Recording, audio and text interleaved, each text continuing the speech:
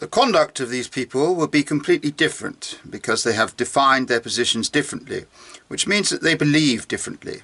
Faith is the same thing as religion, with the only difference that by the word religion we imply a phenomenon observed outside ourselves, whereas what we call faith is this phenomenon experienced within ourselves.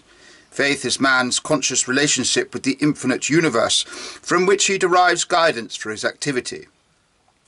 And because genuine faith is never irrational or incompatible with existing knowledge, its characteristics can be neither supernatural nor senseless, as is thought and has been expressed by the Church Father who said, "Credo quia absurdum." On the contrary, the conditions of true faith, despite the fact they cannot be proven, not only never include anything contrary to reason or incompatible with people's knowledge, but always explain those things in life without which the tenets of faith would appear irrational and contradictory. Thus, for instance, the ancient Hebrew, believing that there is a higher, eternal, almighty being who created the universe, the earth, the animals, mankind, etc., and who promised to protect his people if they fulfilled his law, was not believing in anything irrational or incompatible with his knowledge.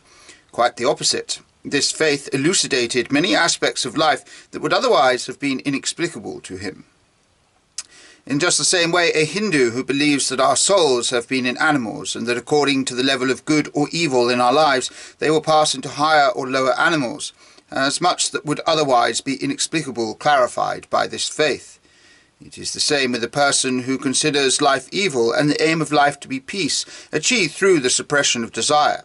He does not believe in anything irrational, but on the contrary, in something that makes his outlook more reasonable than it would be without this belief.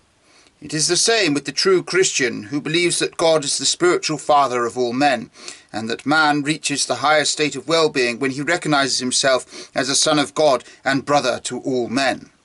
All these beliefs, even if they cannot be proven, are not irrational in themselves, but quite the opposite. They are conducive to a more rational explanation of those phenomena of life which seem irrational and contradictory without them. Moreover, all these beliefs, by defining man's position in the universe, inevitably demand certain actions that accord with this position. And therefore, if a religious teaching asserts meaningless propositions that explain nothing but only help to further confuse an understanding of life, it is not a faith, but a distortion of it that has already lost the chief characteristic of true faith.